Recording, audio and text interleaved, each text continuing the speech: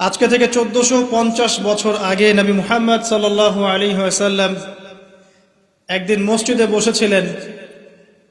এমত অবস্থায় একজন আগন্তুক মসজিদে প্রবেশ করলেন, যার শরীরে ধবধবে সাদা পোশাক ছিল এবং যার চুলগুলো প্রচণ্ড রকম কালো ছিল।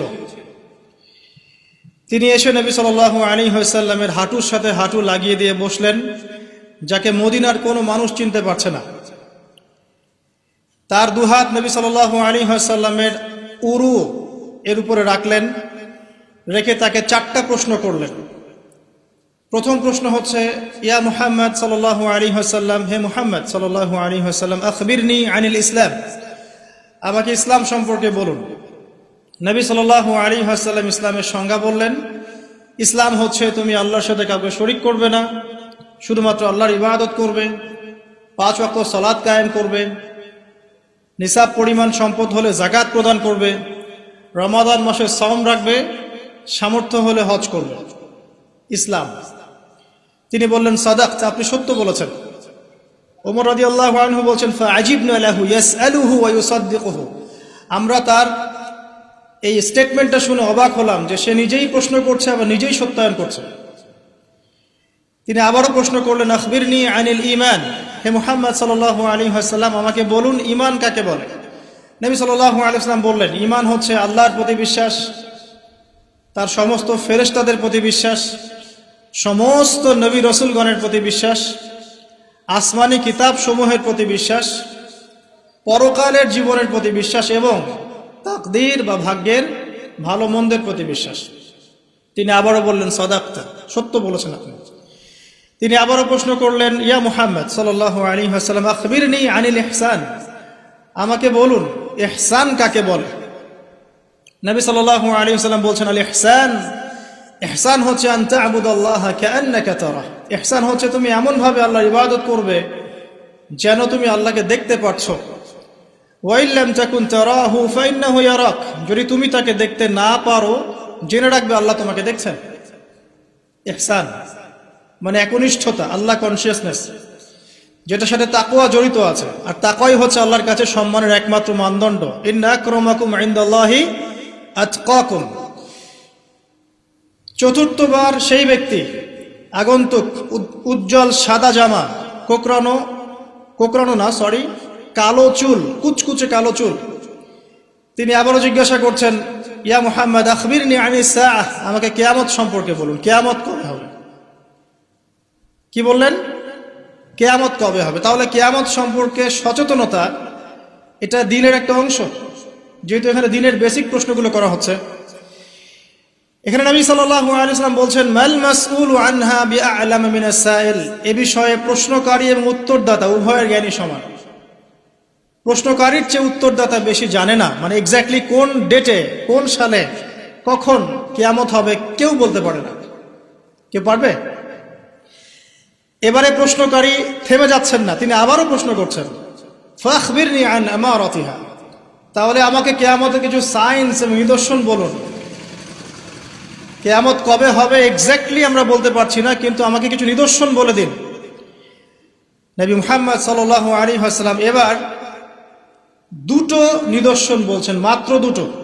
লক্ষণীয় বিষয় হচ্ছে যে নবী সাল্লাল্লাহু আলাইহি ওয়াসাল্লাম সারা জীবনে কিয়ামতের শত শত নিদর্শন বলেছেন, তিনি এই হাদিসে মাত্র 2টো বলেই শেষ করে দিলেন।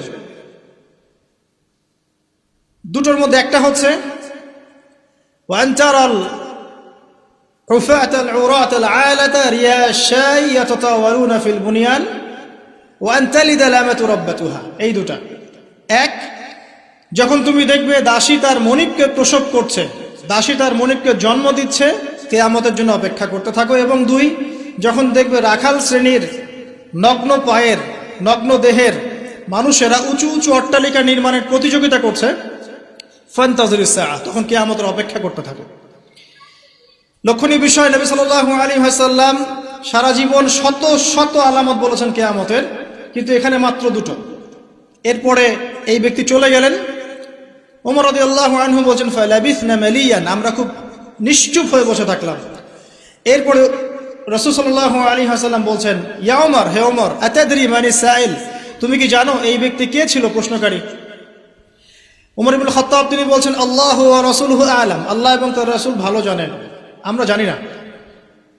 এবারে নবী সাল্লাল্লাহু আলাইহি ওয়াসাল্লাম অ্যানসার করছেন, ইন্নাহু জিবরিল, এই ব্যক্তি ছিল জিবরাইল আলাইহিস সালাম। আতাকুম ইউআল্লিমুকুম দীনাকুম, তিনি এসেছিলেন তোমাদেরকে তোমাদের দিন শেখাতে। আতাকুম ইউআল্লিমুকুম দীনাকুম, তিনি এসেছিলেন তোমাদেরকে তোমাদের দিন শেখাতে, তিনি নিজে শিখতে আসেন নাই, তোমাদেরকে তোমাদের দিন শেখাতে তিনি এসেছেন। তাহলে দিনের বেসিক 4টা প্রশ্ন আমরা পেলাম। আর বলে রাখি, এই হাদিসটা সহিহ মুসলিমে আছে, মিশকাতে আছে, এবং এই হাদিসটা নবী সাল্লাল্লাহু আলাইহি ওয়াসাল্লামের জীবনের শেষের দিকে হাদিস, প্রথম দিকের নয়, জীবনের শেষের দিকে নবী সাল্লাল্লাহু আলাইহি ওয়াসাল্লাম এখানে দিনের বেসিক 4টা প্রশ্নের উত্তর দিয়েছেন। ইসলাম কাকে বলে আমরা জানলাম, ইসলামের 5 পিলার, কালিমা, সালাত, সাওম, যাকাত, হজ।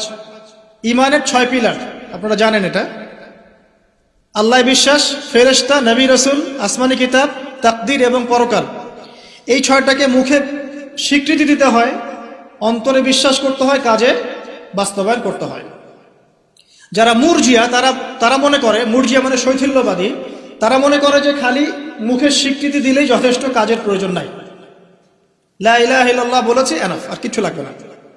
ওদের আকীদা হচ্ছে আমল করলেও হয়, না করলেও হয়, আর ঈমান বাড়েও না কমেও না। তাদের মতে একজন সাধারণ ব্যক্তির ঈমান আবু বকর সিদ্দিক রাদিয়াল্লাহু আনহুর ঈমান সেম, নাউযুবিল্লাহ। অপোজিশনে একটা দল আছে খাওয়ারেজ, যারা মনে করে যে কেউ কবিরা গুনাহ করলেই কাফের, কবিরা গুনাহ করলেই সে হত্যার যোগ্য কাফের হয়ে যায়, এটাও একটা বাতিল আকীদা। মূল বিষয়টা হচ্ছে যে ঈমানের জন্যে স্বীকৃতি এবং এই যে মনের বিশ্বাস, এটা হচ্ছে মূল শেকড়, আর আমল হচ্ছে ফুরু, মানে শাখা প্রশাখা।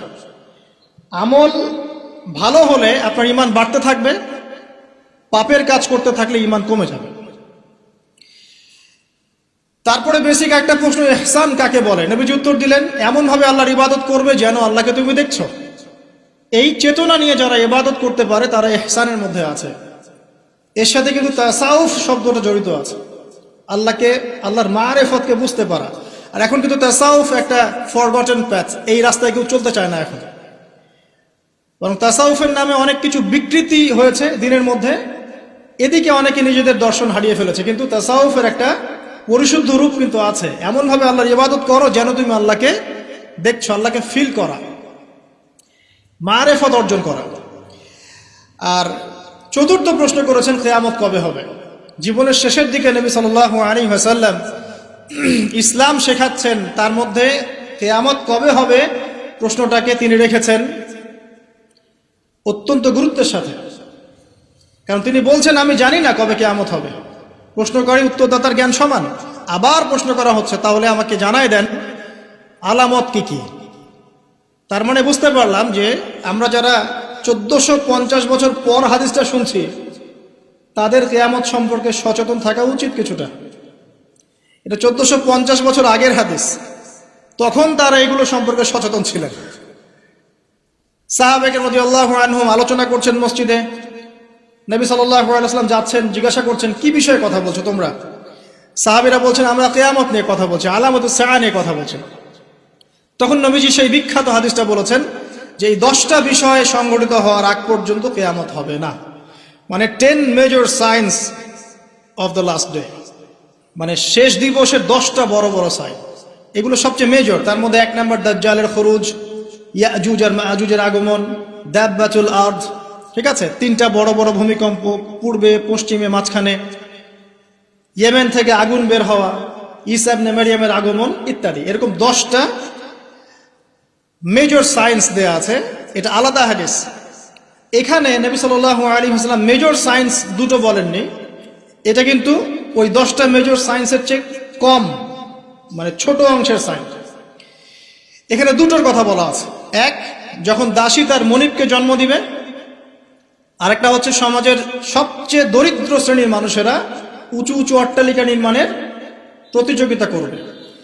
এখন আখিরুজ জামান সম্পর্কে স্টাডি করতে গিয়ে আপনি যদি স্টাডি করেন, আর আখিরুজ্জামান সম্পর্কে স্টাডি করতে গেলে শুধুমাত্র কোরআন এবং হাদিসের নলেজটা যথেষ্ট নয়, এর সাথে অবশ্যই আপনাকে হিস্ট্রি জানতে হবে, ক্লাসিক্যাল হিস্ট্রি, ওয়ার্ল্ড হিস্ট্রি, পাশাপাশি ওয়ার্ল্ড অ্যাফেয়ার্স বুঝতে হবে, বিশ্বে কোথায় কি হচ্ছে, এবং অর্থনীতি জানতে হবে। এই তিনটা জ্ঞান খুব ইম্পর্টেন্ট।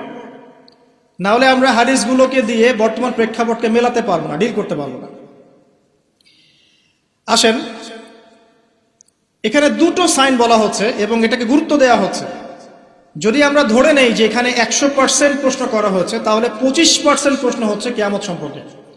আমি কি বুঝতে পারছি? 4টা প্রশ্ন যদি আমরা ধরি যে 100% ইন টোটাল কনভারসেশন, তাহলে 25% হচ্ছে কিয়ামত সম্পর্কে। তাহলে নিঃসন্দেহে এই বিষয়টা সম্পর্কে সচেতনতা জরুরি। কি জন্য জরুরি? যাতে করে আমরা হতাশ হয়ে বসে থাকি এই জন্যে, বরং আমরা যেন পরিস্থিতি সম্পর্কে সচেতন হয়ে উৎকৃষ্ট কর্মপন্থা বের করতে পারি, এই জন্য জরুরি। নাহলে সাহাবায়ে কেরাম রাদিয়াল্লাহু আনহুমের কি প্রয়োজন ছিল তারা মসজিদে বসে কিয়ামত সম্পর্কে আলোচনা করতেন? দুটো আলামত, এখানে দুটো অনলি। এখান থেকে আমাদের আজকের লেকচারের মূল জায়গা শুরু হচ্ছে। দেখুন, 1 নম্বর যে আলামতটা নবী সাল্লাল্লাহু আলাইহি ওয়াসাল্লাম বলেছেন সেটা হচ্ছে যখন দাসী তার মনিবকে জন্ম দিবে। দাসী কি মনিবকে জন্ম দিতে পারে? দাসী কাকে বলে? দাসী তো বোঝেন। দাসী কি তার মালিককে জন্ম দিতে পারে? ওলামায়ে কেরাম অনেক ব্যাখ্যা করেছেন। সবচেয়ে কমন যে ব্যাখ্যাটা করা হয়েছে সেটা হচ্ছে যে পিতা মাতার সাথে দাস দাসীর মতো আচরণ করা হবে। এটা কিয়ামতের একটা বড় নিদর্শন। এটা ব্যাখ্যা করার জন্য এখন খুব বেশি দূর যেতে হয় না, আপনি পেপার পত্রিকা এবং প্রিন্ট অ্যান্ড ইলেকট্রনিক মিডিয়াগুলো ঘাটলেই দেখতে পাচ্ছেন পিতা মাতার সাথে আজকে কি রকম নির্মম আচরণ করা হচ্ছে। এই তো কয়েকদিন আগে আমরা দেখলাম যে একজন ছেলে নিজের হাতে তার মাকে গুলি করে মেরে ফেলল। আর নিউজ তো সব আসে না, যে কয়েকটা আসে সেগুলোর আলোকে আমরা কিছু ইনফরমেশন পাই, কিন্তু এরকম কত যে ঘটনা এই প্রত্যেক দিন ঘটছে দিনে রাতে দেশের আনাচে কানাচে আমরা কিন্তু জানি না। আমরা কয়েকটা ধর্ষণের খবর পাই, কিন্তু প্রত্যেক দিন যে কত মেয়ে ধর্ষিত হচ্ছে এগুলো খবর তো আমরা পাই না। তো পিতা মাতার সাথে দাস দাসীর মতো আচরণ করা হবে, এটা একটা ব্যাখ্যা। এখন দেখুন, এই জামানায় এসে সম্পর্কের মূল্যগুলো যেন কমে গেছে। সম্পত্তির জন্য পিতা তার সন্তানকে বের করে দিচ্ছে, ত্যায্য করছে, আবার পুত্র পিতাকে হত্যা করছে, ছেলে মাকে হত্যা করছে, ভাই ভাইকে খুন করছে, বোন বোনে চুলাচুলি করছে, প্রতিবেশী প্রতিবেশী মারামারি কাটাকাটি করছে, নিজের ভাই বোন যুদ্ধে লিপ্ত হচ্ছে সম্পত্তির জন্য। এবং এই প্রতিটা বিষয়ে আলামত কিয়ামতের আলামত। একটা উত্তর আগে দিয়ে রাখি, এখানে যে 2টা আলামত বলা হয়েছে এর সাথে ওই 10টা আলামত ব্যতীত, কিয়ামতের ওই যে 10টা বড় বড় আলামত, এগুলো ব্যতীত বাকি আলামতের বেশিরভাগই মিলে যায় এবং এটা চেইনের মতো মিলে যায়। এটা বোঝার জন্য আপনার ইন্টেলেকচুয়াল একটা নলেজ দরকার। ইনশাআল্লাহ আল্লাহ পাক সেটা আপনাকে দান করবেন ইনশাআল্লাহ, যদি আপনি ওপেন মাইন্ডেড হন, সংকীর্ণ মনে না হন। দেখুন, সামাজিক মূল্যবোধটা ভেঙে গেছে, আত্মীয়তার সম্পর্কগুলো এখন আগের মতো নাই। ইভেন প্রতিবেশী কে সেটা খোঁজ নেওয়ার প্রয়োজনে মানুষ মনে করে না। সামান্য রিজনে আমরা একে অপরকে খুন করতে দ্বিধা করছি না, ছিনতাই করতে, চুরি করতে, ডাকাতি করতে। মানে সামাজিক সম্পর্ক যেগুলো ছিল, একটা হৃদ্যতা ভালোবাসার বন্ধন, এটা কিন্তু আর নাই। খুব ভালো করে খেয়াল করে দেখেন, সামাজিক হৃদ্যতার বন্ধনটা আগের মতো নাই। এমনকি যারা দিন বোঝে, দিন ইসলাম বোঝে, তাদের মধ্যেও সম্পর্কগুলো দেখেন, তাদের ভিতরেও সম্পর্কের দৈন্যতা আছে। মুখে যতই ঐক্যের কথা বলুক না কেন, ভিতরে দেখবেন হিংসা, বিদ্বেষ, গীবত, তহমত, সমালোচনার অসুস্থ সংস্কৃতি লালন করছে। সম্পর্কের সেই আগের হৃদ্যতা, মাধুর্যগুলো এখন আর পাওয়া যায় না। এখানে বোঝানো হচ্ছে দাসী তার মনিবকে জন্ম দিবে, স্পেশালি পিতা মাতার সাথে দাস দাসীর মতো আচরণ করা হবে। কত বড় বড় ডিগ্রিধারী মানুষের বাবা মা এখন বৃদ্ধাশ্রমে আছেন আপনি জানেন না, আমি জানি না। কেমব্রিজ, অক্সফোর্ড, হার্ভার্ড থেকে পড়ে এসেছে, এসে পিতা মাতাকে বৃদ্ধাশ্রমে দিয়েছে। যে পিতার হাত ধরে সে হাঁটা শিখেছে, শেষ বয়সে ওই পিতার লাঠি সে হতে পারে নাই। যে মা প্রসব বেদনা সহ্য করে তাকে জন্ম দিয়েছে, সেই মায়ের বুকে গুলি চালাতে এখন সন্তানের হাত কাঁপছে না। কিয়ামতের আর কোন নিদর্শনের জন্য আমরা অপেক্ষা করে বসে আছি? যাক, ওদিকে গেলে অনেক লম্বা হয়ে যাবে। এবার আসেন, যদি দ্বিতীয় অর্থ নেই, আরেকটা অর্থ দেয়া হয়েছে, এটা ইন্টারপ্রিটেশন, ব্যাখ্যা, যে দাসী তার মনিবকে জন্ম দিবে মানে হচ্ছে সমাজের সত্য মিথ্যা, ন্যায় অন্যায়, ভালো মন্দের মানদণ্ডটা উল্টে যাবে। এবং এই ব্যাখ্যাটা আমার কাছে খুব পছন্দনীয় ব্যাখ্যা। মানে দাসী মনিবকে জন্ম দিবে মানে উল্টা জিনিস হচ্ছে না এখানে। তার মানে সমাজের যে ন্যায় অন্যায়ের মানদণ্ড আছে, হক বাতিলের মানদণ্ড, এটা উল্টে যাবে। এবং এই হক বাতিলের মানদণ্ড প্রতিটা ক্ষেত্র থেকে উঠে গেছে। আপনাকে দেখাচ্ছি, মনে করেন আমরা ছোটবেলা থেকে 25-30 বছর পর্যন্ত পড়াশোনা করি। এখন জ্ঞান অর্জনের মানদণ্ড কি হবে? আল্লাহর সন্তুষ্টি অর্জন করা, আল্লাহর দিনকে শেখা, সেই দিন পালন করা, এর প্রচার করা, এর প্রতিষ্ঠা করা। ম্যাক্সিমাম আমাদের মধ্যে এখন পড়াশোনা করছে দুনিয়ার জন্য, অনলি ফর একটা চাকরি, একটা ব্যবসা, একটা ক্যারিয়ার, এতটুকু, একটা সার্টিফিকেট। তাহলে পড়াশোনার ক্ষেত্রে আপনার মানদণ্ড উল্টে গেছে। সত্য গ্রহণ করার ক্ষেত্রে আমরা মানদণ্ড কি রাখবো? যে আল্লাহ এবং তার রাসূল যা বলেছেন এটা সত্য, এর বাইরে সত্যের কোনো উৎস নাই। কিন্তু এখন আমাদের সত্য মিথ্যা গ্রহণের মানদণ্ড এমন, পশ্চিমারা যা বলবে ওটাই সত্য, ওটা কোরআন সুন্নাহর সাথে মিলুক চাই না মিলুক। পশ্চিমার মনে করেন যত তন্ত্রমন্ত্র আছে, যত তন্ত্রমন্ত্র, পলিটিক্যাল তন্ত্র বলেন, ইকোনমিক তন্ত্র বলেন, সামাজিক তন্ত্র বলেন, হ্যাঁ, এক একটা নাম নিয়ে বললে বুঝতে পারতেন। যে ফেমিনিস্ট রেভলিউশন, কমিউনিজম, আপনার ওই যে সোকল্ড ডেমোক্রেসি আর কি, সোকল্ড যেটা যেটা সত্যিকার অর্থের না, সোকল্ড একটা সেকুলারিজম, এটা আসলে সেকুলারিজম না, সোকল্ড সেকুলারিজম। প্রতিটা মতবাদ পশ্চিম থেকে এখানে এসেছে। এবং এগুলোকে দিয়ে আমরা কোরআন হাদিসকে এখন যাচাই করা শুরু করেছি। কোরআন হাদিসকে দিয়ে এগুলোকে যাচাই করব এটা না, এগুলোকে দিয়ে কোরআন সুন্নাহকে যাচাই করে আমরা সত্য মিথ্যা গ্রহণ করছি। তাহলে দর্শন নেয়ার ক্ষেত্রেও কিন্তু আমরা সত্য মিথ্যার মানদণ্ড উল্টে দিয়েছি। দাসী মনিবকে জন্ম দিয়েছে এখানে, তাই না? দিন প্রচার ক্ষেত্রে, দিনের ক্ষেত্রে মুসলিম যারা আছে, আমাদের মধ্যে মানদণ্ড থাকবে এমন যে আমরা উদারপন্থী হব, আমরা দিন নিজেরা পালন করব, সহজ করে দিব, মানুষ পালন করবে, দিনের দাওয়াতি কাজ হবে, প্রসার হবে, ঐক্যবদ্ধ প্ল্যাটফর্ম থাকবে। দেখবেন সব উল্টে গেছে। ব্যক্তি জীবন থেকেই দিন বিদায় নিচ্ছে। বাইরে খালি দেখবেন হয়তো আমার এখানে লেবাসে দাড়ি টুপি আছে, ভিতরে গিয়ে দেখবেন যে আসলে আমার ব্যক্তি জীবনে, অর্থনৈতিক জীবনে, সামাজিক জীবনে ইসলাম নাই, পারিবারিক জীবনে নাই। তো মানদণ্ড উঠে যাচ্ছে। দেখবেন ঐক্যের মানদণ্ডের জায়গায় বিভক্তির মানদণ্ড নিয়েছি। তারপরে অর্থনৈতিক জীবনে যান, এখানে দেখেন মানদণ্ড দেখেন, মানুষ এখন হালাল হারামের যার্রা পরিমাণ পরোয়া করে না। অল্প কিছু মানুষ বাদ দিয়ে, এই সব কিছুর বাইরে কিছু মানুষ আছে যারা একটু ব্যাকডেটেড, সেকেলে, যারা একটু মৌলবাদী টাইপের, এরা একটু অন্যভাবে চিন্তা করে আর কি। ম্যাক্সিমামই হালাল হারামের কোনো বাছবিচার নেই, সমানে সুদ খাচ্ছে আর ঘুষ খাচ্ছে, দুর্নীতি করছে, টাকা আত্মসাৎ করছে, মানুষের সম্পদ লুট করে খাচ্ছে, জমি লুট করে খাচ্ছে। এটা যে একটা পাপ, এই বোধটুকু পর্যন্ত গায়েব হয়ে গেছে। আমানত নিয়ে একটা হাদিস পড়ছিলাম গতকাল রাতে, নবী সাল্লাল্লাহু আলাইহি ওয়াসাল্লাম বলছেন এমন যুগ আসবে যে আমানত এই কলিজা থেকে উঠিয়ে নেওয়া হবে, শুধু একটা নোক্তার মতো ফোঁটা বাকি থাকবে। তারপরে আবার সে ব্যক্তি ঘুমাবে, আমানত উঠিয়ে নেওয়া হবে, থাকবে একটা ফোস্কার মতো। ফোস্কার ভিতরে যেমন পানি আর পুষ ছাড়া কিছুই থাকে না, তেমনি আমানতের একটা খালি শেল থাকবে। মানুষ বলবে ওই লোক বড় আমানতদার, কিন্তু ওর মধ্যে যার্রা পরিমাণ আমানতদারিতা থাকবে না। তো মানদণ্ড দেখেন, অর্থনৈতিক জীবনে আমাদের মানদণ্ড আর আগের মতো নাই। আমরা এখানে হালাল হারামের পরোয়া খুব কম মানুষই করি। যারা বলে যে সুদ খাওয়া হারাম, ঘুষ খাওয়া হারাম, দুর্নীতি করা হারাম, ইত্যাদি ইত্যাদি, উত্তর দেয় এগুলো ছাড়া আবার এই যুগে চলা যায়? সুদ না খেয়ে আবার এই যুগে চলা যায়? মানে মায়ের সাথে জেনা না করে এই যুগে চলা যায়? মেয়েদেরকে ধর্ষণ না করে এই যুগে চলা যায়? মানে 1 দিরহাম সুদ খেলে 36টা মেয়েকে ধর্ষণ করা হয়, বুখারী হাদিস আছে। আর আল্লাহ পাক কোরআনে কি বলছেন? যে কোরআন মাথায় তুলে আমরা রেখে দেই সুন্দর করে পরিষ্কার করে একদম আলমিরার উপরে, সেখানে আল্লাহ পাক বলছেন সুদ ছেড়ে দাও, যদি না ছাড়ো তাহলে আল্লাহ এবং তার রাসূলের সাথে যুদ্ধের ঘোষণা শুনে না। তো মানুষ এখন বলছে আল্লাহ এবং তার রাসূলের সাথে যুদ্ধ না করে থাকা যায়? এখন অর্থনৈতিক জীবনে সত্য মিথ্যার কোনো মানদণ্ড নাই। টাকা উপার্জনের ক্ষেত্রে আমরা হালাল হারামের যার্রা পরিমাণ পরোয়া করছি না। দাড়ি টুপি রেখেও দেখবেন অনেক সময় আমরা এমন কিছু ব্যবসা শুরু করেছি যেখানে ধর্ম অনেক দূরের বিষয়।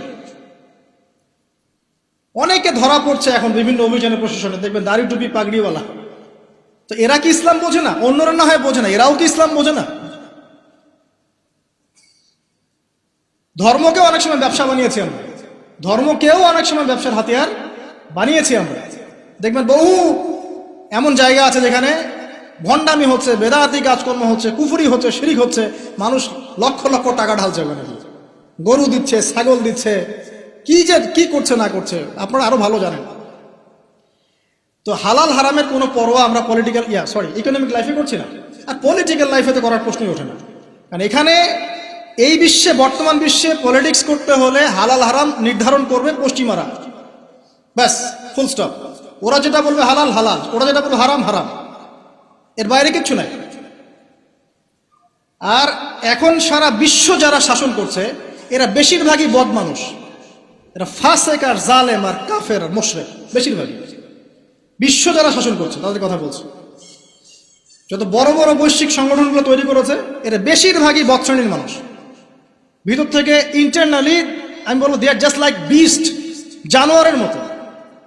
কোথায় কার মধ্যে যুদ্ধ বাঁধিয়ে দেওয়া যাবে, যুদ্ধ বাঁধিয়ে দিয়ে অস্ত্র বিক্রি করা যাবে, কোথায় ওই মনিটরি সিস্টেম দিয়ে মানুষকে ঋণের ফাঁদে ফেলা যাবে, সুদের ফাঁদে ফেলে একটা দেশকে দখল করে ফেলা যাবে, কোথায় কোন শান্তিপূর্ণ একটা মুসলিম কান্ট্রির মধ্যে জঙ্গি ইস্যু তৈরি করা যাবে, জঙ্গি ইস্যু তৈরি করে ওখানকার মানুষদেরকে ম্যাসাকার করা যাবে, সারা দিন এই কূটকৌশল চিন্তা করতে থাকে। বিশ্বের যত বড় বড় শয়তান আছে তারা ওই পশ্চিমা সভ্যতা থাকে এখন। আর ইবলিস তো অনেক আগে দায়িত্ব ছেড়ে দিয়েছে, জানেন?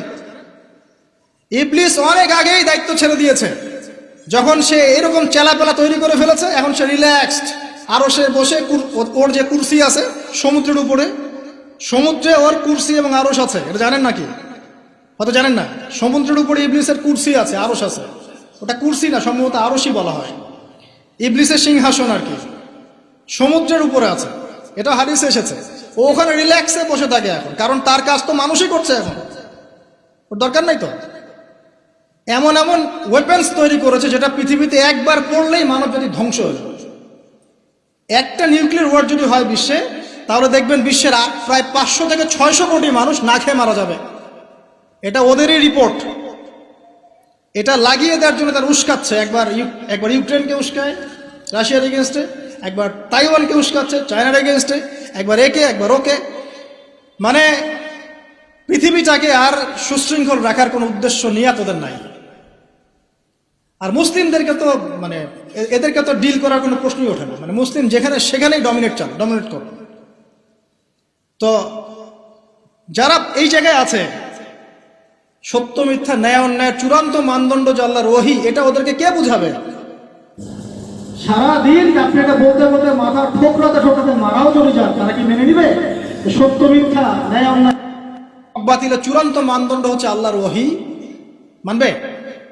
ওই সভ্যতাকে আমরা ফলো করি এবং ওদের সবকিছু আমরা অনুকরণ করছি।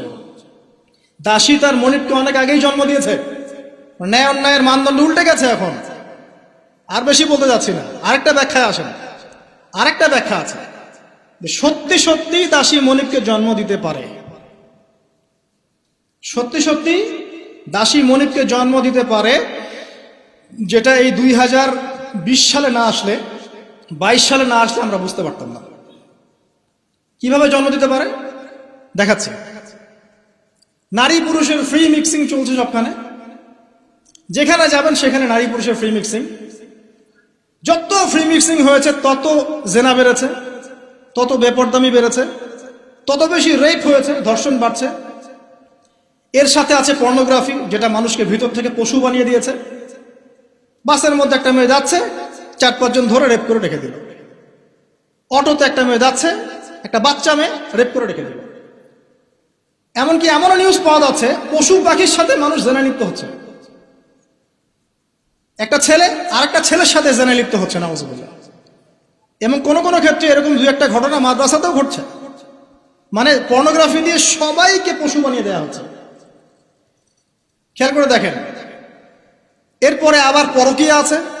যখন এরকম বেপরদামি, ধর্ষণ, ফ্যামিলিস্ট রেভলিউশন, ফ্রি মিক্সিং বাড়তে আছে, তখন কিন্তু ভালোবাসাটাকে, ভালোবাসা বলে একটা ব্যাপার যে আছে, লাভ, আল্লাহর পক্ষ থেকে যে ভালোবাসা আছে, এই লাভটাকে যৌনতা দিয়ে চেঞ্জ করে দেওয়া হয়েছে।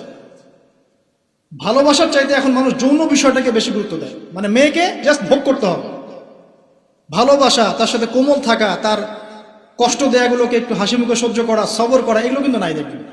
এর উপর আবার বাইরের মিডিয়াগুলো আছে এবং পরকীয়া, যেটা মিডিয়াগুলো উস্কায় দিচ্ছে ফিল্মের মধ্য দিয়ে, আপনার সিরিয়ালের মধ্য দিয়ে, যে পরকীয়া একটা ভালো জিনিস, ট্রেন্ড, এক নতুন ফ্যাশন। তখন ঘরে ঘরে আপনি কি মনে করছেন, অলমোস্ট এভরি সিঙ্গেল ফ্যামিলি এখন পরকীয়াতে আসক্ত, জানেন? Almost every single family. অনেক ক্ষেত্রে ইসলামিক পরিবারগুলোর মধ্যে ওগুলো ঢুকে গেছে। আর যারা ইসলাম থেকে অনেক দূরে, ওদের কথা কি চিন্তা করতে থাকেন তাহলে?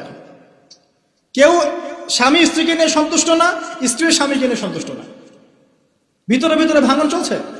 আর যখন এই ভাঙনগুলো চলতে আছে, তখন মেয়েরা সন্তান জন্ম দেওয়ার ফুরসত পাচ্ছে না।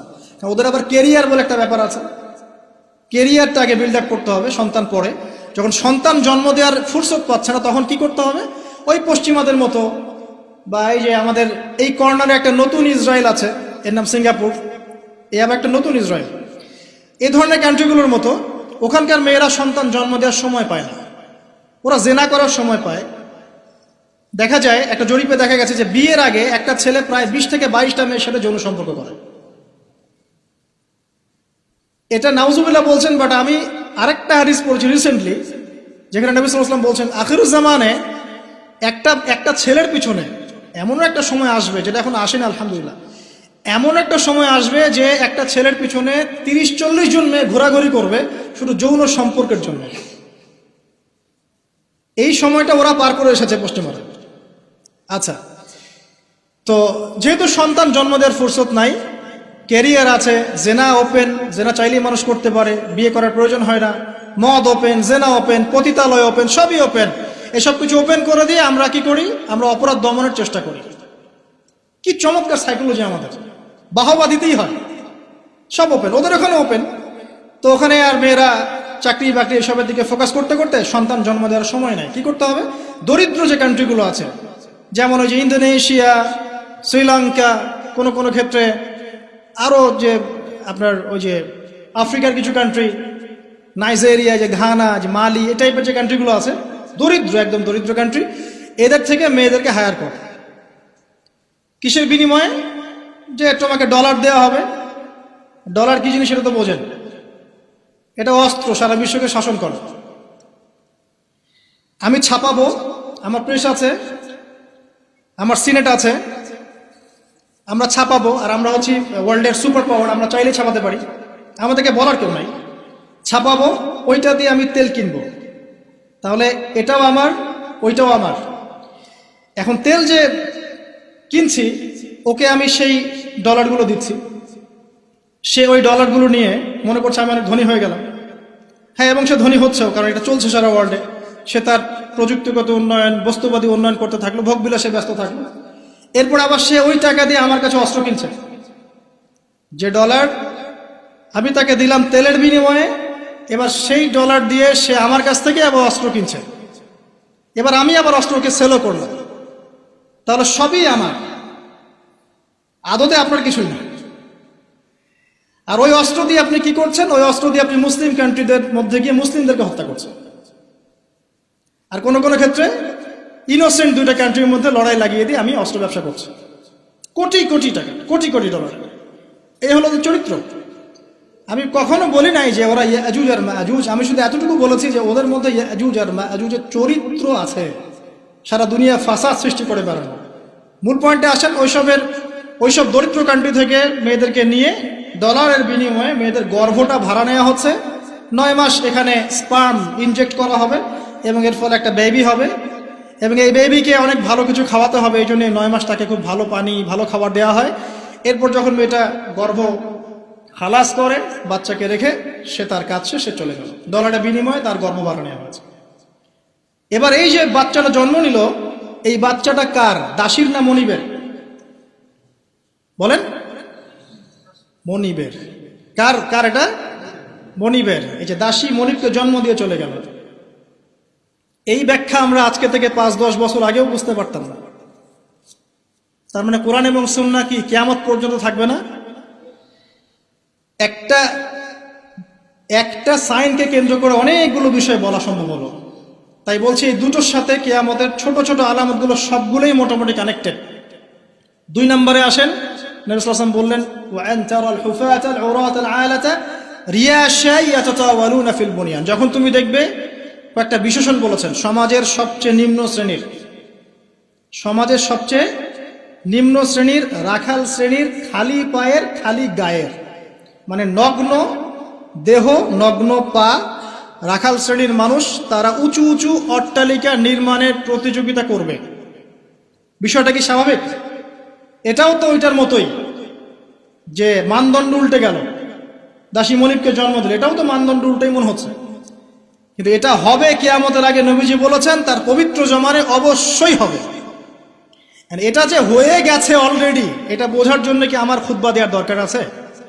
স্পেশালি আমরা যারা এই যে বড় বড় সিটিসগুলোতে থেকে অভ্যস্ত, ঢাকায় থাকি, নিউ ইয়র্কে থাকি, হ্যাঁ ব্রিটেনে থাকি, মেলবোর্নে থাকি, বড় বড় সিটিসগুলো, দুবাইয়ে থাকি, তাদের কাছে কি এই বিষয়গুলো চোখে স্পষ্ট দেখা যায় না?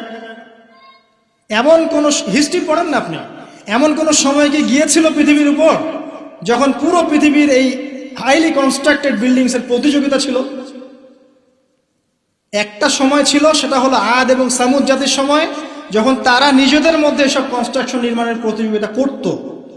আল্লাহ পাক ওদেরকে ধ্বংস করে দিয়েছেন, কিন্তু ওইটা সারা বিশ্বে গ্লোবালি ছিল না, ওই একটা কওমের মধ্যেই সীমাবদ্ধ ছিল।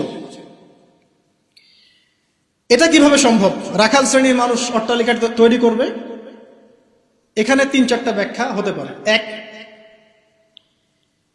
ওই রাখাল শ্রেণীর মানুষের কাছে এমন কিছু ধন সম্পদ করতলগত হবে, ওই যে আমরা বলি হেরিটেজ, মানে কি বলি, গুপ্তধন, এই টাইপের কিছু সম্পদ তারা পাবে রাখাল শ্রেণীর মানুষ, এবং এগুলো দিয়ে তারা উঁচু উঁচু অট্টালিকা নির্মাণের প্রতিযোগিতা করবে। এটা হয়েছে। একসময় যাদের খাবার টাকা ছিল না, পায়ে স্যান্ডেল ছিল না, গায়ে জামা ছিল না, আল্লাহ পাক ব্ল্যাক গোল্ড দিয়ে দিয়েছেন, অয়েল, ব্যাস সেল করো আর অট্টালিকা নির্মাণ করো, সেল করো আর অট্টালিকা নির্মাণ করো। হয়েছে না এটা মিডল ইস্টে, মধ্যপ্রাচ্য, এটা বাস্তব সাক্ষী। 2, হতে পারে ব্যাখ্যা এমন যে এমন কোন অর্থনৈতিক উৎস সারা বিশ্বে চালু করা হবে যার মধ্য দিয়ে নিতান্ত দরিদ্র মানুষেরা অট্টালিকা তৈরি করার সুযোগ পাবে। সেটা কি? সেটা হচ্ছে বর্তমান সভ্যতার রিবা এবং সুদভিত্তিক এই মনিটরি সিস্টেম।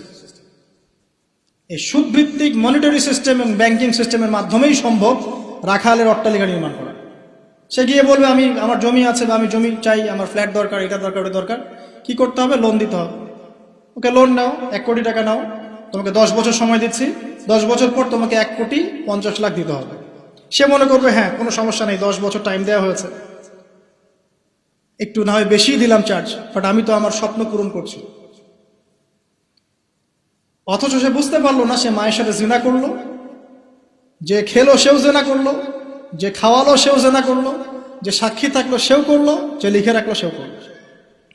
এর ফলশ্রুতিতে এলিট সোসাইটির খুব একটা সমস্যা হয়নি। এই রিবার মূল পরিণতিটা হচ্ছে যে দরিদ্র মানুষরা দিন দিন দারিদ্রতার অতল তলে যেতে থাকবে। খুব এলিট সোসাইটি যারা, ওদের খুব একটা সমস্যা হবে না। এটাই রিবা। যারা রিবাকে ফর্ম করেছে সারা বিশ্বে, ওই সভ্যতার কিন্তু খুব একটা ক্ষতি হচ্ছে না।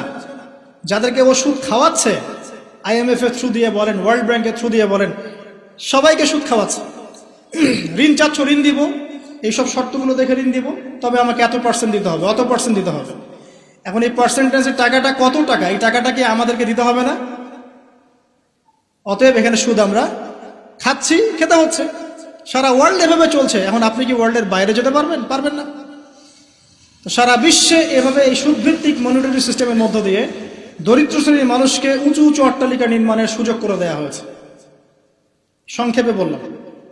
আরেকটা ব্যাখ্যা হতে পারে, এবং আমার কাছে এই ব্যাখ্যাটা খুব ভালো লাগে, সেটা হলো দুর্নীতি এবং করাপশনের মধ্য দিয়ে কালো টাকা অর্জন করে সেই টাকা দিয়ে দরিদ্র রাখাল শ্রেণীর মানুষ উঁচু উঁচু অট্টালিকা নির্মাণ করবে। এটার জাজল্যমান প্রমাণ এখনকার যত মুসলিম কান্ট্রি আছে, সবগুলো মুসলিম কান্ট্রি করাপশনের মধ্য দিয়ে, কালো টাকার মধ্য দিয়ে, জুলুমের মধ্য দিয়ে মানুষের টাকা আত্মসাতের মধ্য দিয়ে, সরকারি মাল আত্মসাতের মধ্য দিয়ে কোটি কোটি টাকার মালিক হয়েছে, কালো টাকা সব। এবং এটা একটা বড় অংশ পাচারও করা হয়ে গেছে। তো তিনটা ব্যাখ্যাই মিলাতে পারবেন আপনি। কিভাবে একজন রাখাল শ্রেণীর মানুষ উঁচু উঁচু অট্টালিকা নির্মাণ করতে পারে? হয় তার কাছে গুপ্তধন সে প্রাপ্ত হবে আল্লাহর পক্ষ থেকে, অথবা সে সুদভিত্তিক ব্যাংকিং সিস্টেমের মধ্যে দিয়ে এটা করবে, অথবা সে জুলুম এবং করাপশনের মধ্য দিয়ে এটা করবে। তবে শেষ কথা হচ্ছে, সবকিছু করার পরেও কিয়ামত পর্যন্ত এই হাদিসে জিবরিলে তার নাম রাখালি থেকে যাবে, রাখালি থেকে যাবে, রাখালি থেকে যাবে। আপনি কি বুঝতে পারছেন? সম্মান দেওয়ার মালিককে। যত কিছুই করুক না কেন, কিয়ামত পর্যন্ত এই হাদিসের মধ্যে ওদেরকে এই নামেই ডাকা হবে, ওয়ান তারাল হুফাতাল উরাতাল আলাতা রিয়াশাই ইয়াতাতাওয়ালুনা ফিল বুনিয়ান, এভাবেই ডাকা হবে। এই সায়েন্সগুলো নবী সাল্লাল্লাহু আলাইহি ওয়াসাল্লাম বলেছেন। এর পাশাপাশি আর অনেক কথা তিনি বলেছেন। মানুষের মধ্যে ধর্মীয় জীবন থেকে ইসলাম আস্তে আস্তে সংকীর্ণ হয়ে আসবে, উম্মার মধ্যে ফাটল বাড়তে থাকবে, মানুষ দ্বীনের জ্ঞান অর্জনকে খুব একটা মূল্যায়ন করবে না, ইলম উঠে যাবে, আলেম ওলামাদের মৃত্যু হবে, ওলামাদের উপর জুলুম আসবে, জাহেলদেরকে মানুষ আলেম রূপে গ্রহণ করা শুরু করবে, মানুষ ইসলামকে বিকৃত ব্যাখ্যা করা শুরু করবে, এবং এমন একটা সময় আসবে যে কাফের মুশরিক মুনাফিকরা পর্যন্ত ইসলামের ব্যাখ্যা নিয়ে মুসলিমদের সাথে তর্ক করবে। পারিবারিক বন্ধন ভাঙবে, বাবা মা সন্তান সন্ততির পারিবারিক বন্ধন ভাঙবে, প্রচুর জেনা বাড়বে এবং জেনাকে মানুষ হালাল মনে করবে, প্রচুর মাদক বাড়বে, মাদককে মানুষ হালাল মনে করবে, পরকীয়াকে মানুষ হালাল মনে করবে, বাদ্যযন্ত্রগুলোকে মানুষ হালাল মনে করবে, বিনোদনের নামে, এন্টারটেইনমেন্টের নামে মানুষ এমন এমন হারাম কাজে লিপ্ত হবে যার ফলশ্রুতিতে তাদেরকে একদিন বানর এবং শুয়োর বানিয়ে দেওয়া হবে। আল্লাহ পাকের দয়া না থাকলে, আর পৃথিবীতে যদি অন্য মাখলুক না থাকতো, আল্লাহ পাক আসমান থেকে বৃষ্টি বন্ধ করে দিতেন। এগুলোর ফলশ্রুতিতে মুসলিমদের উপরে দুর্দশা নেমে আসবে, দুর্ভোগ নেমে আসবে, খুনাখুনি বাড়বে, হারাজ বাড়বে। নবীজি বলছেন হারাজ হচ্ছে এমন বিষয়, একজন ব্যক্তি মারা যাবে, সে জানবে না কেন মারা গেলাম। একজন ব্যক্তিকে মেরে ফেলা হবে, যে মারবে সেও বুঝতে পারবে না কেন তাকে মারছি, আর যে মারা যাবে সেও বুঝতে পারবে না কেন আমাকে মারল। সবচেয়ে মারাত্মক হচ্ছে যে ফ্যামিলিস্ট রেভলিউশন বাড়বে, মহিলাদের মধ্যে বেপরদামি বাড়বে, ব্যভিচার বাড়বে এবং পতিতাদের সংখ্যা বাড়বে। এটা ফ্রি হয়ে যাবে, মানুষ সবার উন্মুক্ত হয়ে যাওয়ার সামনে, ইজি আপনার কাছে উন্মুক্ত হয়ে যাবে, মাদক ইজি উন্মুক্ত হয়ে যাবে, অশ্লীলতার প্রসার ঘটবে। তখন আল্লাহর রাসূল বলছে সাল্লাল্লাহু আলাইহি ওয়াসাল্লাম, আল্লাহ পাকের পক্ষ থেকে ভূমি ধসের আযাব আসবে, ভূমি ধসের আযাব আসবে, জালজালা ভূমিকম্প আসবে এবং আকৃতি পরিবর্তনের আযাব আসবে, মানুষের আকৃতি পরিবর্তন হয়ে যাবে। তিনি বলছেন সময়গুলো এমনভাবে যাবে যেন মানুষের কাছে মনে হবে যে গতকালটা আজকের চাইতে ভালো ছিল। মানুষের কাছে এমন মনে হবে গতকালটা আজকের চাইতে ভালো ছিল, গত বছর এই বছর হচ্ছে ভালো ছিল। মানুষের কাছে মনে হবে যে হায়, আমি যদি কবরবাসী হতাম, কবরের পাশ দিয়ে হেঁটে যাবে আর বলবে হায়, আমি যদি জীবিত না থেকে কবরবাসী হতাম। প্রকৃতিও পরিবর্তন হয়ে যাবে, প্রকৃতি ঋতু পরিবর্তন হয়ে যাবে, বৃষ্টিপাতের মধ্যে সমস্যা সৃষ্টি হবে, বন্যা বলেন, ভূমিকম্প বলেন, খরা, দুর্যোগ যা যা দেখছেন আল্লাহর পক্ষ থেকে গজব আযাব, এগুলো ক্রমান্বয়ে বাড়তে থাকবে। এমনকি সময়কে কেন্দ্র করে বলা হয়েছে সময় পর্যন্ত সংক্ষিপ্ত হয়ে আসবে। এত দ্রুত টাইম পাস হয়ে যাবে যে মানুষ মনে করবে যে একটা বছর চলে যাচ্ছে একটা মাসের মতো, একটা মাস একটা সপ্তাহ, একটা সপ্তাহ একটা দিনের মতো, একটা দিন একটা ঘন্টার মতো। উম্মার দুর্দশা, নবী সাল্লাল্লাহু আলাইহি ওয়াসাল্লাম বলছেন তোমরা সংখ্যায় প্রচুর হবে, তোমরা বিভক্ত হয়ে থাকবে খণ্ডে খণ্ডে, তোমরা সংখ্যায় প্রচুর হবে, কিন্তু মৃত্যুর ভয় তোমাদেরকে পেয়ে বসবে এবং তোমরা আল্লাহর রাস্তায় আল্লাহর দ্বীনের জন্য সংগ্রাম করতে চাইবে না।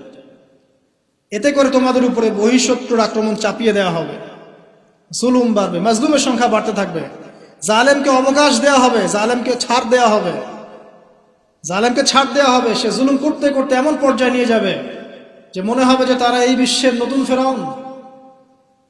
জিউসরা শক্তিশালী হবে, জিউসরা শক্তিশালী হবে, ইসলামের এগেইনস্টে যে শক্তিগুলো আছে এরা শক্তিশালী হতে থাকবে, ওদের মধ্যে ইউনাইটেড বন্ড দেখা যাবে।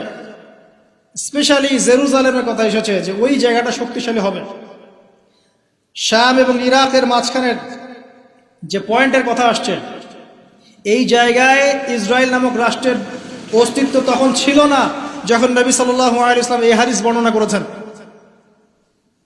এ তো কয়দিন আগে অস্তিত্ব লাভ করলো, আর হাদিস বর্ণনা করা আছে 1400 বছর আগে। জিউস আসবে, মাসিহুদ দাজ্জাল ইস্পাহান নামক জায়গার কথা আছে, এখান থেকে সে খুরুজ হবে, তার খুরুজ মানে আত্মপ্রকাশ, কিন্তু সে রুল করবে জিউসদেরকে দ্বারা। এবং জিউসরা এখন কোথায় শক্তিশালী এটা আপনারাই চিন্তা করে দেখেন, সারা ওয়ার্ল্ডে তারা কি করছে। তো ছোট ছোট যত আলামতগুলো আছে এগুলোকে যদি আপনি একত্রিত করেন, এই দুইটা আলামতের সাথে মেলাতে পারবেন। দাসী মনিবকে জন্ম দিচ্ছে, আর সমাজের সবচেয়ে নিম্ন শ্রেণীর মানুষ অট্টালিকা নির্মাণের প্রতিযোগিতা করছে। বাকি যে বড় বড় সায়েন্সগুলো আছে সেগুলো এখনো আসে নাই। আর আমরা চাই না আসলে যে আমাদের জীবদ্দশা ওগুলো আমাদের সামনে আসুক। কেউই চাইবো না যে আমরা দাজ্জালকে দেখি, দাজ্জাল আত্মপ্রকাশ করুক, ইয়াজুজ আর মাজুজ ধেয়ে আসুক, ভূমিকম্প হতে থাক বড় বড়। আমরা চাইবো না যে ইয়েমেন থেকে আগুন বের হয়ে আসুক, আমরা সেখানে থাকি। তো সামনে কি? আমরা যখন বলি যে কিয়ামত নিকটবর্তী, তার মানে এই না যে কালকে কিয়ামত হবে।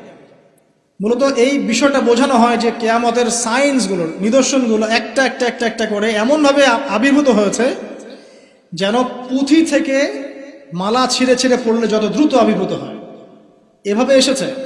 বিগত 100 বছরে এমনভাবে এটা আবির্ভূত হয়েছে যেটা আপনি বিগত আগের সময়গুলোতে কল্পনা করতে পারবেন না। যেমন ফ্যামিলিস্ট রেভলিউশন, যেমন জিউসদের উত্থান, যেমন জায়নিস্ট মুভমেন্ট, যেমন পেট্রোডলার মনিটরিং সিস্টেম, যেমন সারা বিশ্বে মুসলিমদের উপর ম্যাসাকার জুলুম এবং দ্বীনের সংকীর্ণতা, এই জিনিসগুলো লাস্ট 100 বছরের বেশি এসেছে। আমরা জানি এর আগেও এগুলো এসেছে আবার ঠিক হয়েছে, এসেছে আবার ঠিক হয়েছে। বাট 2000 বছর পর জেরুজালেমে ইহুদি রাষ্ট্র গঠিত হয়েছে, এটা আগে হয়নি কখনো। এবং এরাই তারা যারা মসিহুদ দাজ্জালের সাথে এই বিশ্ব শাসনও করবে এবং ওর সাথেই তারা ঈসা ইবনে মারইয়ামের হাতে মারাও করবে ইনশাআল্লাহ তাআলা।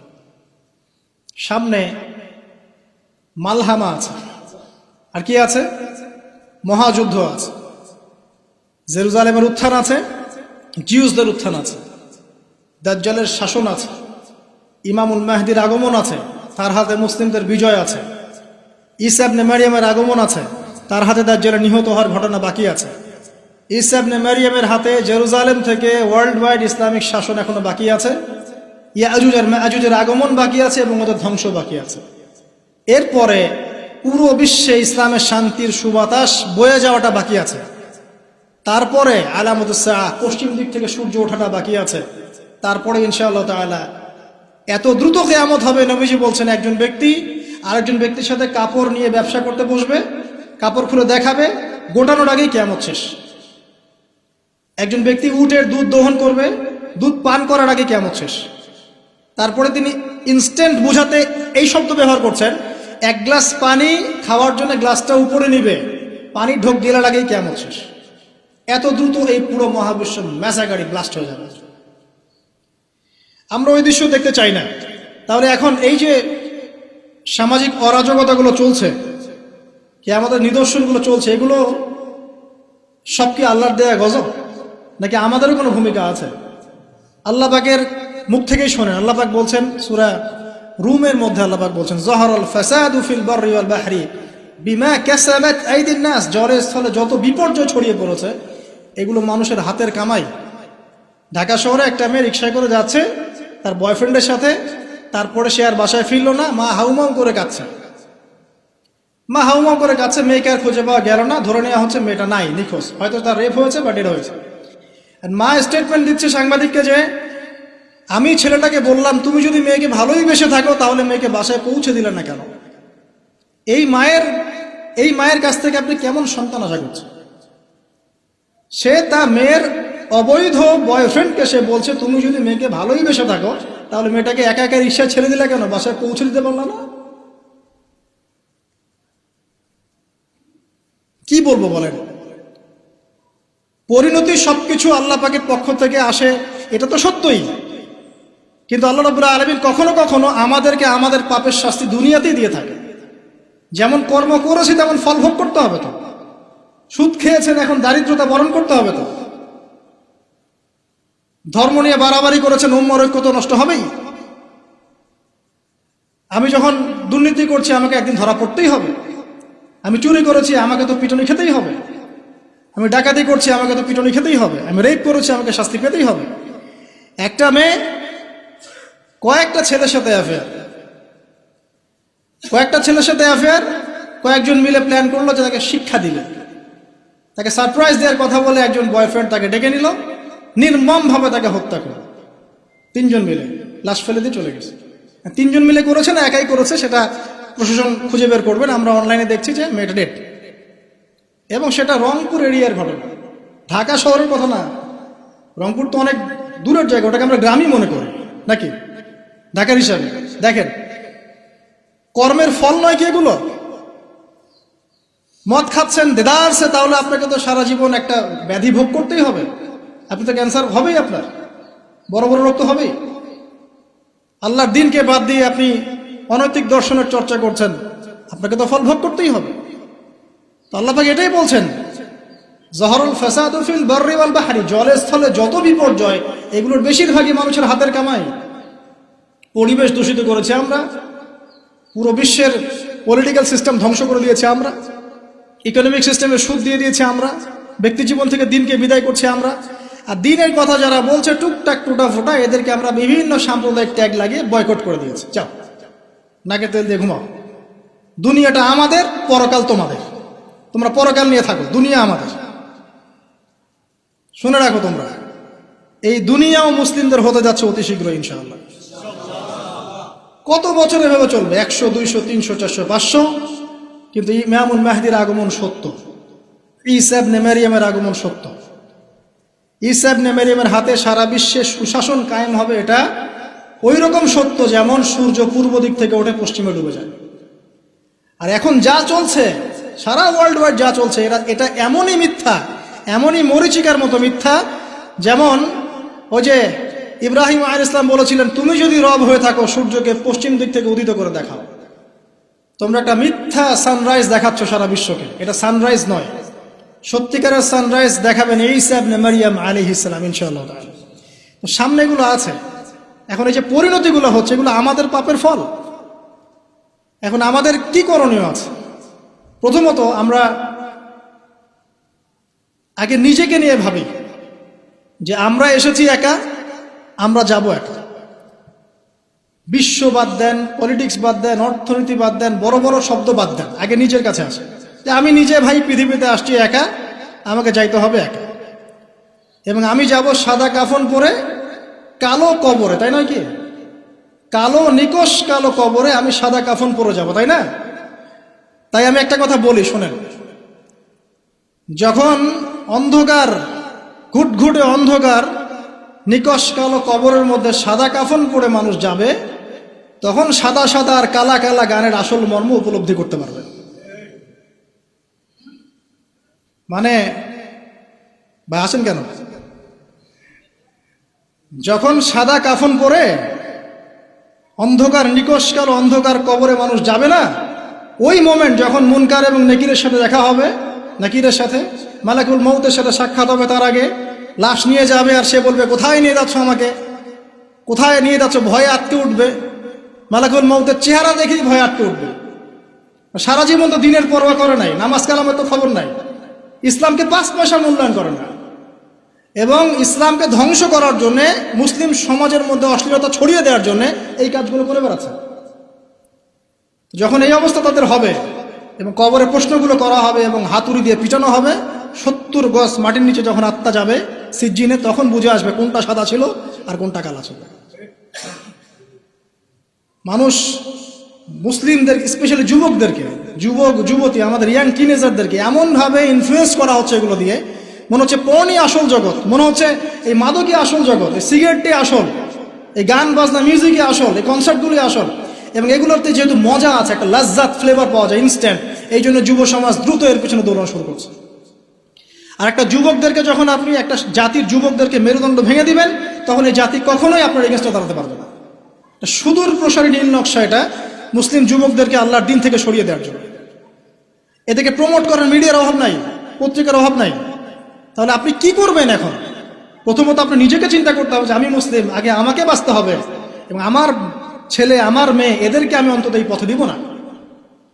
যদি এদেরকে পড়ানোর কোনো প্রতিষ্ঠানই না পাই, নিজে প্রতিষ্ঠান করে ওকে পড়াবো ইনশাআল্লাহ।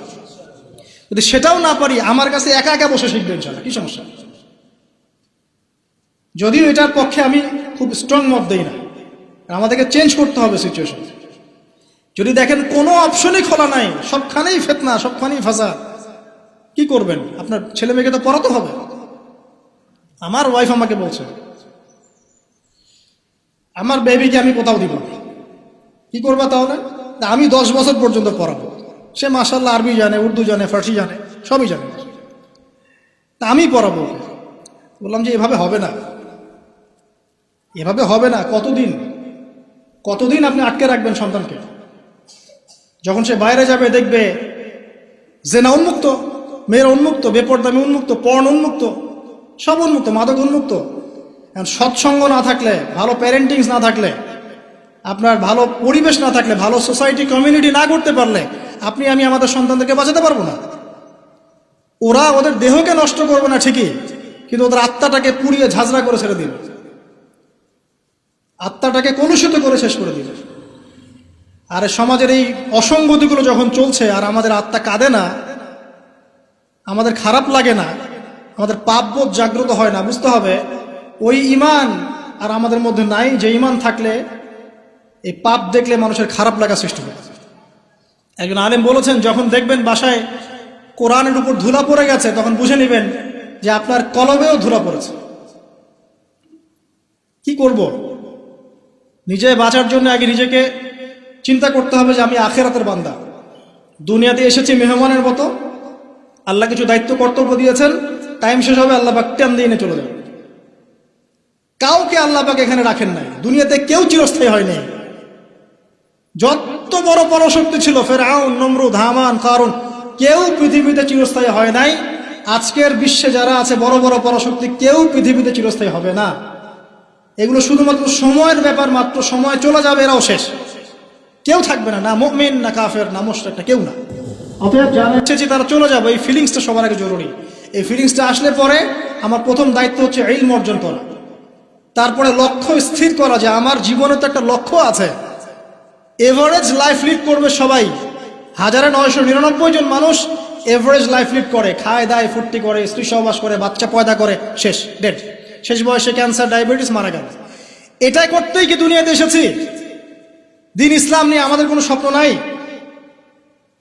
যারা ইতিহাস পড়ে দেখেন, যারা যুগে যুগে ইসলামের অগ্রগামী ছিলেন, তারা কি আমাদের মতোই এভারেজ মুসলিম ছিলেন, নাকি এক্সট্রা অর্ডিনারি কিছু তারা করতেন? আর আমরা কি আমাদের উম্মার মধ্যে ছোটখাটো বিষয়গুলোকে নিয়েই পড়ে থাকবো? আর কতদিন আমরা এগুলো নিয়ে পড়ে থাকবো? আর কতদিন আমরা একে অপরের গীবত, তহমত, সমালোচনার, হাত বাঁধার, পায়ে পা লাগানো আর আমি এসব নিয়ে পড়ে থাকবো? আর কতদিন পড়ে থাকলে আপনাদের শান্তি হবে? আমাদেরকে বলে দেন, তাও শান্তি পান, তারপরে আমাদেরকে দিনের জন্য কিছু করতে দেন, যুব সমাজকে করতে দেন, যারা এখন করতে চায় আগ্রহী, ওদেরকে কোনো রাস্তা দেখান।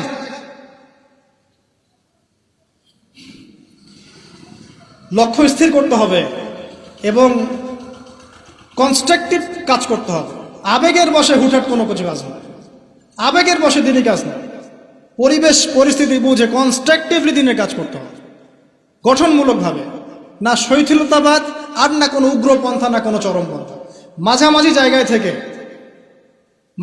জায়গায় থেকে হক বাতিলের পার্থক্য বুঝে পরিবেশ, সমাজ, দেশ, বিশ্বের পরিস্থিতি উপলব্ধি করে যখন যে ইনিশিয়েটিভ নেওয়া প্রয়োজন, সেভাবে কনস্ট্রাকটিভলি উম্মাকে এগিয়ে নিতে হবে। তার প্রথম শুরুটাই হবে জ্ঞান অর্জন দিয়ে। জ্ঞান অর্জন নাই, কিচ্ছু নাই। তারপর হচ্ছে আমল দিয়ে। জ্ঞান আছে, এবার আমল করতে হবে। যারা আমল করে না, প্র্যাকটিসিং মুসলিম না, এদের দ্বারা আল্লাহর উম্মার খেদমত নেবেন না। তাহলে বড় বড় কথা বলতে হবে না, আমল করে দেখাতে হবে। ইকোনমিক লাইফে হালাল হারাম বেঁচে চলতে হবে। পারিবারিক লাইফে নিজের স্ত্রী সন্তানদেরকে ইসলামিক এনভায়রনমেন্টে রাখতে হবে, পরিবেশ তৈরি করতে হবে। আমি যদি আমার পরিবারের মধ্যে দিনকে প্রতিষ্ঠা করতে না পারি, তাহলে কিভাবে আমি আমার উম্মার মধ্যে দিনকে নিয়ে চিন্তা করব, প্রতিষ্ঠা করব? হ্যাঁ, এটা হতে পারে। ইব্রাহিম আলাইহিস সালামের বাবা ইসলাম কবুল করেন না, এটা হতে পারে। নূহ আলাইহিস সালামের সন্তান ইসলাম কবুল করেন, এমনটা হতে পারে। কিন্তু এগুলো রেয়ার ঘটনা। আর exceptional anything is not an example, একটা কথা আছে যে এক্সেপশনাল কোনো কিছু একটা কনস্ট্যান্ট ফিক্স এক্সাম্পল হতে পারে না। এগুলো ব্যতিক্রম ধর্মী কথা, এটাও হতে পারে। কিন্তু আমাদের ইসলামিক প্যারেন্টিং আনতে হবে পরিবারের মধ্যে। আমাদের আগামী প্রজন্মকে নিয়ে স্বপ্ন দেখা শিখতে হবে যে আগামী প্রজন্মকে কিভাবে মানুষ করব, কি পড়াবো, ওদেরকে কি খাওয়াবো, কোন এনভায়রনমেন্টে বড় করব। এমনভাবে পরিস্থিতি পরিবর্তন হচ্ছে, খারাপের দিকে যাচ্ছে। কোনো কোনো ক্ষেত্রে আইন শৃঙ্খলা বাহিনীর যে সদস্যরা আছেন তারা হিমশিম খেয়ে দেন যে মানুষ এরকম পাপ করতে পারে। তাদের মাথার উপর দিয়ে যাচ্ছে যে মানুষ এইভাবে পাপ করতে পারে। একটা কথা আমি বলি, এখন এই যুগে মানুষ এমন এমন পাপ করছে, এমন এমন ক্রাইম করছে যা কোনো চোখ দেখে নাই, কোনো কান শোনে নাই, কোনো অন্তর কল্পনা করতে পারে না। আপনি প্র্যাকটিক্যালি দেখে নেন। এনভায়রনমেন্টটা চেঞ্জ করতে হলে আমাদেরকে পারিবারিকভাবেই চেঞ্জ করতে হবে, সোশ্যালি চেঞ্জ করতে হবে, কমিউনিটি দরকার। যারা ইসলামিক এই ফিলোসফিগুলো লালন করে তাদের মধ্যে একটা মিউচুয়াল বন্ধন দরকার। হৃদ্যতার ভালোবাসা, ওপেন মাইন্ডেড হওয়া, কনজাস্টেড না হওয়া, সংকীর্ণ মানসিকতার না হওয়া, এবং সাম্প্রদায়িক থটগুলো বাদ দিতে হবে। আমি একাই সঠিক, বাকি সব বাতিল। হ্যাঁ, আমি একাই ইসলামের মধ্যে আছে, বাকি সব খারেজি। মানে খারাজি, মানুষকে খারেজি বলতে বলতে বলতে নিজেই কখন খারেজি হয়ে গেছে তার ঠিক নেই। ও নিজে বাদ দিয়ে বাকি সবই খারেজি। মানে কোনো মিউচুয়াল আন্ডারস্ট্যান্ডিং নাই। যদি বাংলাদেশের কোনো মানুষ সব আলেমদেরকে একটা জায়গায় নিয়ে বসাতে পারে, বসে এক কাপ চা খাওয়াতে পারে, আমার মনে হয় এই কাজের ওসিলা আল্লাহ তাকে জান্নাত দিয়ে দিবেন ইনশাআল্লাহ। এটা এত কঠিন এবং এত বড় একটা কাজ যদি কেউ করতে পারেন আপনাদের মধ্যে, সব ওলামায়ে কেরামকে এক জায়গায় বসাবেন, বসে এক কাপ চা খাওয়ায় দেখান আমাকে, তারপরে দিনের কথা বলতে আসে, ঐক্যের কথা এবং আল্লাহ রাস্তায় অমুক তমুক পরে বলতে আসে। দেখেন এটা পারেন কিনা। তো স্বপ্ন দেখা শিখতে হবে পরবর্তী প্রজন্মকে নিয়ে, আমাদেরকে নিয়ে। আর লম্বা করছি না, ইকোনমিক লাইফটাকে হালাল হারামে মেনে চলতে হবে। যে যেখানে থাকবো, আমরা যদি গভর্নমেন্ট জব করি, বেসরকারি জব করি, বা কৃষিকাজের ক্ষেত্রে কাজ করি, বিজনেস করি, অনেস্টির পরিচয় দেওয়া দরকার। আগে একজন ভালো মানুষ হই, তারপরে ভালো মুসলিমের দিকে আসেন। আগে মানুষ তো হন, একজন ভালো মানুষ তো হই, একজন ভালো মানুষের মন লালন করি। এরপরে ইনশাআল্লাহ তাআলা দিনের যে জ্ঞান আপনি অর্জন করেছেন, আমল করেছেন, আপনি এখন পরিবার করেছেন, আলহামদুলিল্লাহ হালাল হারাম মেনে চলছেন, ইসলামের দাওয়াত আপনি প্রচার করতে শুরু করেন। এবং সেটা মধ্যম পন্থায়, উগ্র পন্থায় না, শৈথিলতাবাদ প্রদর্শন করেও না। পলিটিক্যালি যারা আছে তাদের সাথে কোনো কনফ্লিক্টে যাবেন না, মানে রাষ্ট্রবিরোধী কোনো বিদ্রোহের দিকে কখনো যাবেন না। এতে কোনো কল্যাণ দেখা যায় না। যারা এই কথাগুলো বলে শুনতে খুব চটকদার মনে হয়, কিন্তু বাস্তবতা এমন নয়। বরং এতে রাষ্ট্রের ক্ষতি, জাতির ক্ষতি, উম্মার ক্ষতি হইল। যতটুকু কাজ করার ফ্রি একটা অ্যাক্সেস আছে, এটাও দেখবেন কনজাস্টেড হয়ে বন্ধ হয়ে পড়ে আছে। অতএব এইসব উদ্ভট ফিলোসফির দিকে যাওয়ার প্রয়োজন নাই। বরং যারাই থাক, উত্তম নসিহত করেন, ভালো নসিহত করেন, ভুল হলে সংশোধন করে দেন গঠনমূলকভাবে। এরপরেও যদি না কথা শুনে, আলহামদুলিল্লাহ, ছেড়ে দেন। খালি উপদেশ দেন, আপনি উপদেশদাতা, আপনি তাদের প্রতি দারোগা নন। যার যার কর্মফল শেষে ভোগ করবে। আল্লাহ পাক বলছে, বলে নুযীকান্নাহুম মিনাল আযাবিল আদনা দুনা আযাবিল আকবার। যখন এরকম অন্যায়, অত্যাচার, পাপাচার চলতে থাকবে, আল্লাহ পাক বলছেন তখন আমার পক্ষ থেকে আমি বড় আযাবের আগে, পরকালের বড় শাস্তির আগে দুনিয়াতে ছোট ছোট আযাব পাঠাতে থাকবো। আল্লাহ তো বলেছেন পাঠাবেন, রিল্যাক্স থাকেন।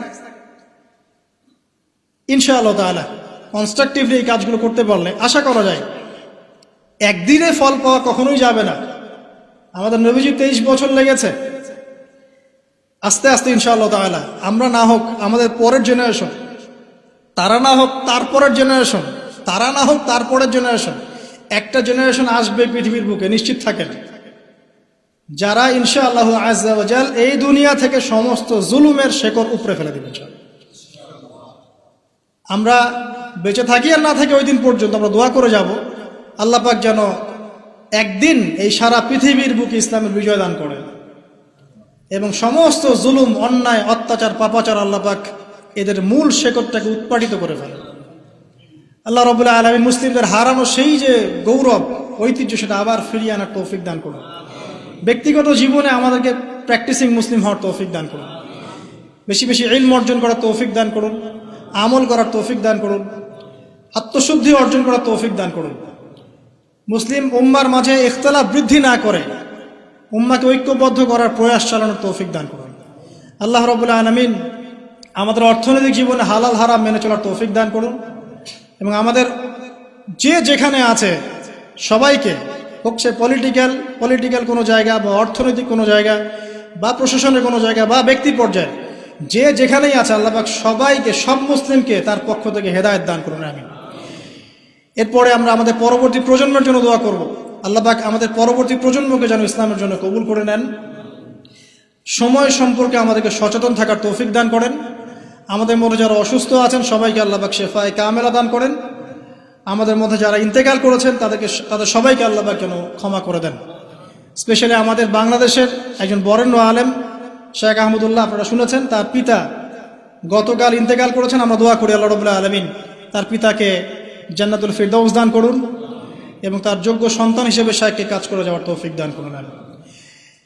পরিশেষে আমাদের মধ্যে যারা রিজিকের টেনশনে ভুগছেন, হতাশায় ভুগছেন, জীবনের লক্ষ্য উদ্দেশ্য স্থির করতে পারছেন না, আল্লাহ রাব্বুল আলামিনের আল্লাহকে চিনতে পারছেন না, আমরা দোয়া করে আল্লাহ পাক তাদেরকে 5 ওয়াক্ত নামাজি বানিয়ে দিন এবং কোরআনের কাছে আসার তৌফিক দান করুন। ইনশাআল্লাহ তাদের জীবনের সমস্ত সমস্যা আল্লাহ পাক দূর করে দিবেন ইনশাআল্লাহ। আর আগামী দিনের ইসলামের যে বিজয় হতে যাচ্ছে ইনশাআল্লাহ তাআলা, আমাদেরকে সেই বিষয়গুলো জানার, চর্চা করার এবং অন্যকে জানিয়ে উৎসাহিত করার তৌফিক দান করুন, আমিন। কারণ এখন আমরা খুব হীনমন্যতায় ভুগি এবং আমরা যেন আমাদের সেই পুরাতন গৌরবময় ইতিহাস ভুলতে বসেছি।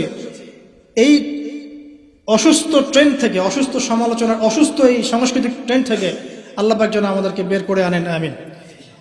আমরা এখানে শেষ করছি আজকে। সুবহানাকা আল্লাহুম্মা ওয়া বিহামদিক, আশহাদু আল্লা ইলাহা ইল্লা আনতা আস্তাগফিরুকা ওয়া আতুবু ইলাইক। আসসালামু আলাইকুম ওয়া রাহমাতুল্লাহি ওয়া বারাকাতুহু।